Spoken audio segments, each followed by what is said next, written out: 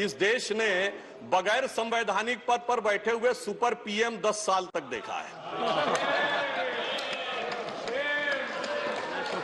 और मैं ये कह रहा हूं कि अभी मैंने कितना सुंदर सामंजस्य देखा कि उन्होंने कहा कि समय कम हो रहा है, तो आम आदमी पार्टी वालों ने कहा हम भी समय देने को तैयार हैं। सारे विपक्ष को देख के विस्मय होता है कि कांग्रेस पार्टी, जिसका कि 3 राज्यों में स्थिति यह रही कि गुजरात में वोट हाफ कर दिया। बिल्कुल बता रहे हैं, सुनिए तो, अरे सुनिए तो, बता रहे हैं। सॉरी, गुजरात मेंबर्स का वोट one second.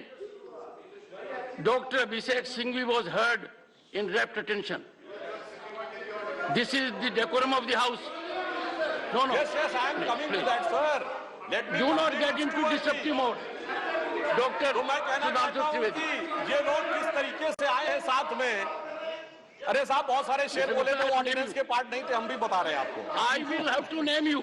देखिए इनकी स्थिति है कि You have got it as a habit. क्या शिद्दत दिख रही है एक दूसरे को सपोर्ट करने में। देखिए इनकी स्थिति ये, we want decorous debate here. Doctor said many things, maybe digestible, maybe indigestible. Dr. Sudhanshu Trivedi.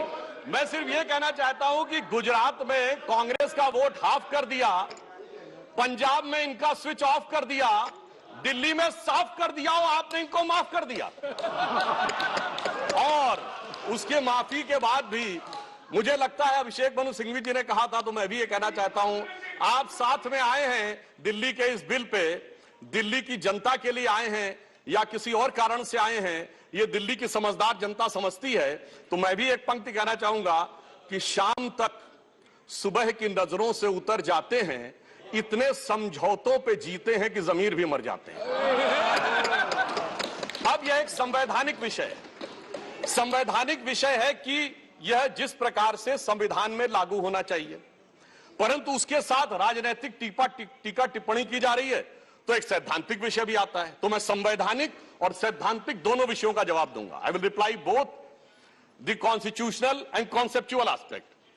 देखिए, माननीय गृह मंत्री जी ने लोकसभा में बहुत स्पष्ट किया था कि दिल्ली पूर्ण राज्य नहीं है, यह एक विशेष श्रेणी का यूनियन टेरिटरी है, यानी विशेष श्रेणी का संघ शासित राज्य है। वैसे मुझे लगता है संघ शब्द आते ही बेचैनी ज्यादा हो सकती है दूसरी तरफ, और संघ शासित से बेचैनी और हो सकती है, इसलिए मैं यूनियन टेरिटरी वर्ड प्रयोग करूंगा। It is a special category of union territory.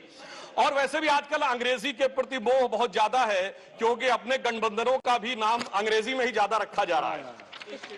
संविधान में जो भाग 8 में उल्लिखित, वैसे तो जब मैंने टीवी चर्चा के दौरान कई बार विपक्ष के लोगों से INDIA का हिंदी फुल फॉर्म पूछा, तो पहले दिन तो लोग गूगल देख के भी नहीं बता पाए।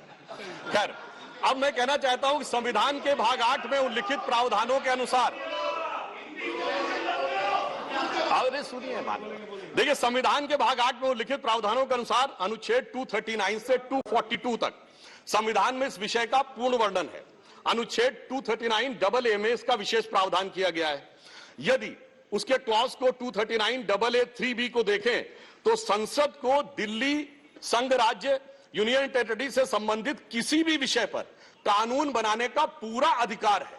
इसमें किसी भी प्रकार का कोई संशय नहीं है।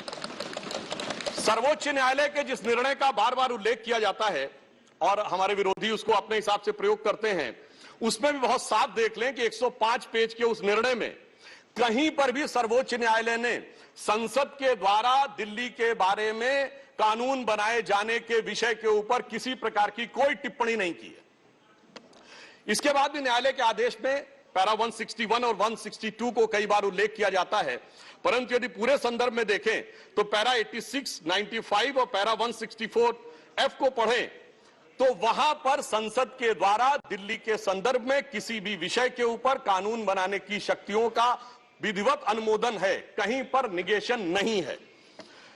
और स्पष्टता के साथ इसकी आवश्यकता क्यों थी? ताकि शासकीय आदेश को एक विधायी शक्ति भी मिल सके, एग्जीक्यूटिव ऑर्डर को एक लेजिस्लेटिव पावर भी मिल सके। इसलिए उस अस्पष्टता को दूर करने के लिए to remove any an iota of suspicion, ये आवश्यक था, इसलिए मैं इस बिल का समर्थन करता हूं। अब कई बार लोग कहते हैं साहब अध्यादेश की आवश्यकता क्यों थी। वैसे तो माननीय गृह मंत्री जी ने भी इस विषय को लोकसभा में बताया था। अभिषेक मनु सिंघवी जी ने कहा कि 19 तारीख को अध्यादेश क्यों आया। शायद उन्हें ध्यान हो कि दिल्ली सरकार में जैसे ही चंद दिनों में ताकत मिली तो सबसे पहले किन फाइलों के बारे में, सतर्कता के साथ सतर्कता विभाग की फाइलों के बारे में कार्रवाई की गई। मीडिया में प्राप्त समाचारों के अनुसार सतर्कता सचिव ने यह रिपोर्ट किया कि रात 9 बजे मंत्री के द्वारा उनको कॉल किया गया, सुबह 3 बजे तक वह कार्रवाई चलती रही, 76 से अधिक फाइलें मंगाई गईं और उन्होंने उपराज्यपाल महोदय को यह आशंका भी व्यक्त की कि उसमें कई ऐसी फाइलें थीं जो कि गोपनीय थीं और उसके अनुसार उन फाइलों में किसी भी प्रकार की छेड़छाड़ भी संभव है। अब मुझे बहुत आश्चर्य होता है कि दिल्ली में बाढ़ आई तो दिल्ली फ्लड कंट्रोल अथॉरिटी की बैठक तो 2 साल से नहीं हुई, मगर विजिलेंस की फाइलें ओवरनाइट सर्च की गई। तो मेरे विचार से, और ये सर 16 और 17 मई की रात का था, तो मानी हुई बात है जब ऐसी परिस्थिति नजर आएगी तो उसके 1-2 दिन के अंदर अध्यादेश की आवश्यकता महसूस होगी। यहां मैं एक और बात भी कहना चाहता हूं कि ब्यूरोक्रेसी पे नियंत्रण की बात आम आदमी पार्टी की सरकार के द्वारा की जाती है, तो ये लोग तो अपनी एक पैरेलल ब्यूरोक्रेसी भी बना चुके हैं, क्योंकि अनेक प्रकार के समाचार पत्रों में आया है कि कई ऐसे लोग जो कि आम आदमी पार्टी के पदाधिकारी हैं, वो सरकारी पदों पर भी विद्यमान हैं और सरकारी पदों पर रहते हुए सरकारी शक्तियों का भी उपयोग कर रहे हैं। वैसे ये लोग बहुत दावा करते हैं कि उन्होंने बहुत सारी चीजें फ्री दिया, कुछ 100 रुपए दिल्ली की जनता को कुछ मामलों में फ्री मिला और अपने लोगों को कई मौकों पे, कई जगहों पे, दर्जनों से ऐसे लोग हैं जिनको लाख लाख 1.5 लाख की तनख्वाहें मिली। और यदि आरोपों को देखा जाए तो करोड़ों रुपए के घोटालों के आरोप हैं। एक कहावत होती है, माले मुफ्त दिले बेरहम। तो मैं कहना चाहूंगा इनकी तो स्थिति यह है कि माले मुफ्त दिले बेरहम, दिल्ली पे सितम और करोड़ों हजम। अब एक और बात जो ब्यूरोक्रेसी के नियंत्रण की बात है, तो मैं ध्यान दिलाना चाहता हूं, इस दिल्ली प्रदेश में एकमात्र ऐसा प्रकरण हुआ जो पूरे देश के इतिहास में बहुत विचित्र था कि दिल्ली के मुख्य सचिव ने दिल्ली के मुख्यमंत्री आवास के अंदर अपने साथ मैन हैंडलिंग का आरोप लगाया। मेरे विचार से पूरे भारत के इतिहास में ऐसा कोई उदाहरण नहीं होगा कि इस प्रकार की बात, इस प्रकार का आरोप लगा हो और वह भी मुख्यमंत्री की उपस्थिति में लगा हो।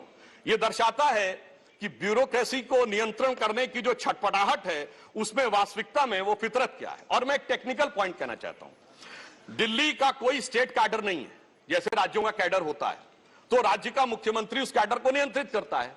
जो आईएएस और आईपीएस अधिकारी होते हुए यूनियन टेरिटरी कैडर में आते हैं, जब वो सारे राज्यों में, सारी केंद्र शासित राज्यों में उनका स्थानांतरण हो सकता है, तो मैं आपके माध्यम से विपक्ष से पूछना चाहता हूं कि यदि दिल्ली के एक अधिकारी का ट्रांसफर गोवा होना है और दिल्ली के सीएम की उस पर एब्सोल्यूट अथॉरिटी होगी तो यह कैसे संभव हो सकता है।